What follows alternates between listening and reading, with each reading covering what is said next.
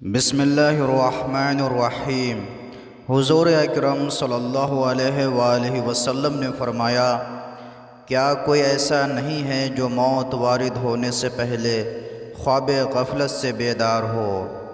کیا کوئی اپنی مدت عمر کے خاتمہ سے پہلے ہوشیار ہونے والا نہیں ہے؟ کیا پریشان کن دن کی آمد سے پہلے اپنے لیے نیک عمل کرنے والا کوئی نہیں ہے؟ کیا روح نکلنے سے پہلے کوئی اپنے رب سے ملنے کے لیے تیار نہیں ہے؟ کیا آخرت کے سفر سے پہلے کوئی اپنے لیے زاد راہ جمع کرنے والا نہیں ہے؟ کیا موت آنے سے پہلے کوئی اپنے گناہوں سے توبہ کرنے والا نہیں ہے؟ یاد رکھو، چشم بینا وہ ہے جو ہر وقت اپنے سامنے اچھائی کو مد نظر رکھے۔ یاد رکھو، گوش شنوا وہ ہے جو اپنے دل کو نصیحت کی بات سنائے۔